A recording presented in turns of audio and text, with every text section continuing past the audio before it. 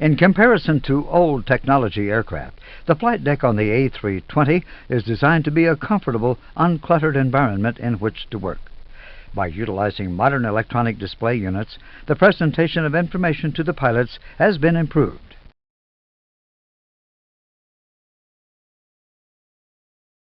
The Electronic Instrument System, EIS, consists of 6 identical full-color cathode ray tube display units. The EIS is divided into 2 subsystems.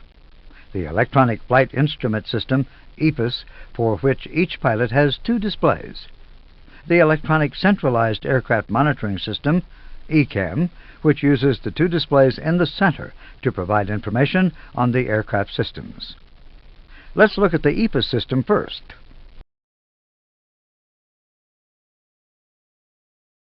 The 4 EFIS displays provide the pilots with flight data to help them operate the aircraft in a safe and efficient way.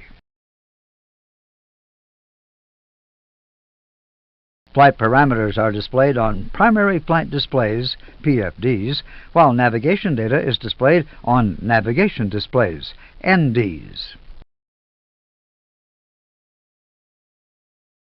Each pilot has an EFIS control panel to select what is displayed on the EFIS screens. The EFIS control panels are divided into 2 sections, one section associated with the PFD and the other with the ND.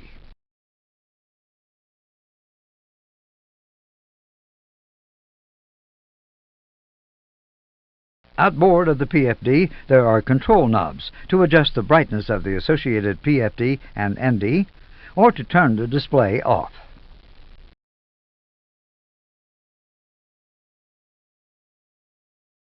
A switch is provided to allow the information on the PFD and ND displays to be transferred.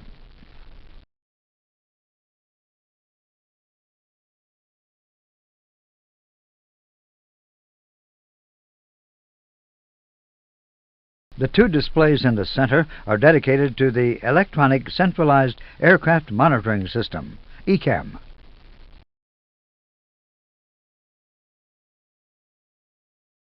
The upper ECAM display is known as the Engine Warning Display, E/WD.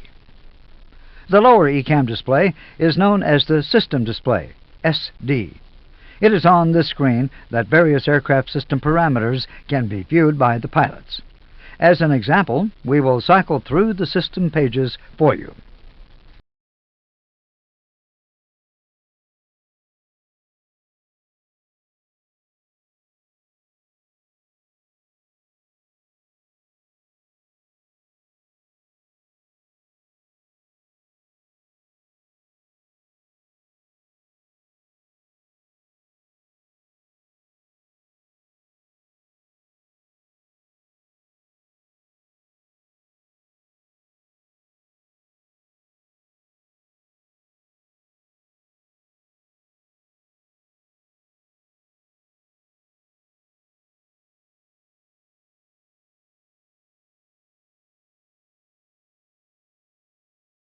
The presentation of system information is based on a need-to-know philosophy.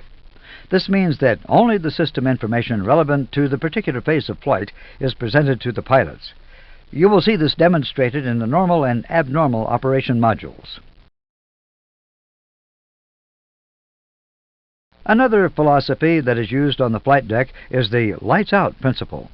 What this means is that when the aircraft is in its normal flight state, there will be no white lights illuminated in any of the switches on the overhead panel. Let's look at some switches and show the different possibilities.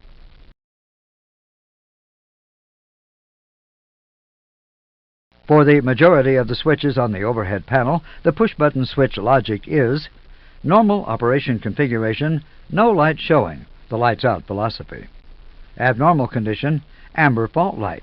This assists identification of the switch associated with an abnormal condition. Non-lights out switch position, white light. If normally the system should be operating and is deactivated, a white off light is illuminated. If normally the system should not be operating and is activated, a white on light is illuminated.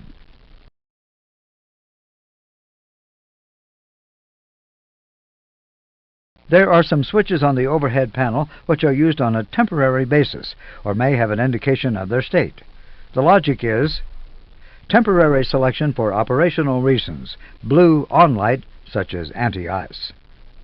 Applicable system status, green light such as APU available.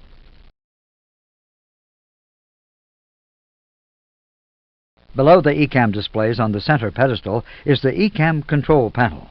The two controls on the left-hand side are to adjust the brightness of the two ECAM screens or to turn them off.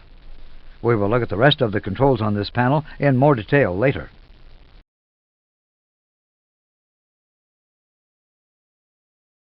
Just below the ECAM screens on the pedestal is a switching panel for use in abnormal situations to restore data to the EFIS and ECAM displays.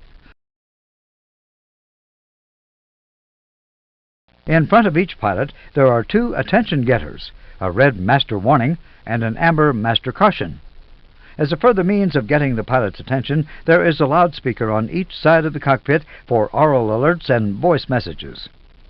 Note, the loudspeakers can also be used to listen to ATC and the intercom.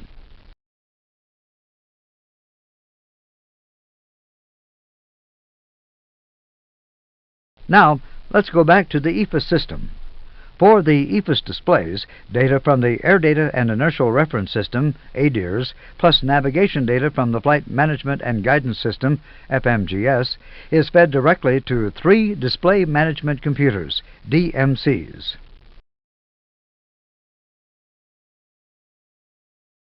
The three identical DMCs process the data and generate the images to be displayed. Under normal circumstances, DMC-1 supplies EFIS information to the captain's PFD and ND. DMC-2 supplies the first officer's PFD and ND. DMC-3 is available as a backup.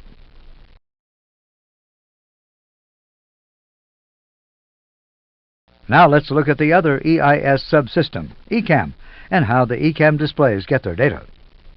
Sensors are fitted throughout the aircraft to monitor the various systems, including system controls operated on the flight deck.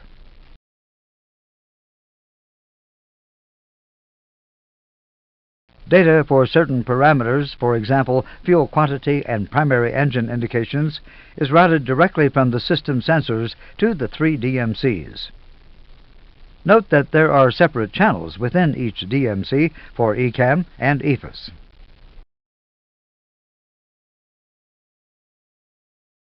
For a majority of the systems, the sensors supply data to two Systems Data Acquisition Concentrators, SDACs. The SDACs acquire system data, process it, and send system page data to the three DMCs.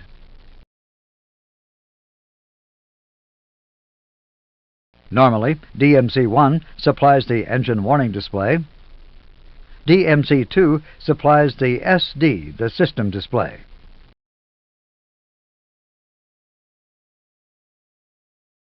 Two identical flight warning computers, FWCs, receive data from the aircraft system sensors to generate red warnings, the SDAC to generate amber cautions.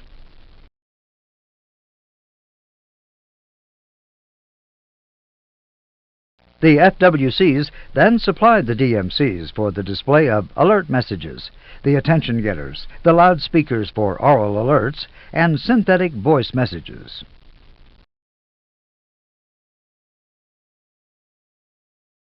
Speed, speed, speed.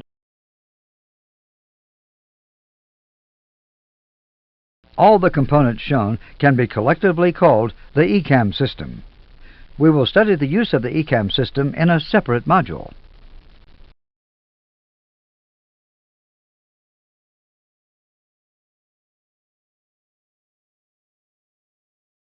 The master time reference for all aircraft systems is provided by a clock located on the right lower side of the main panel.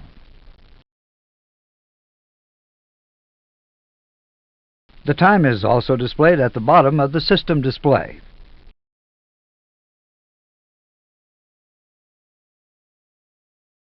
The two chrono push buttons, located on the glare shield, control the associated display on the individual NDs. The chronos operate as stopwatches, measuring either seconds, minutes, or hours.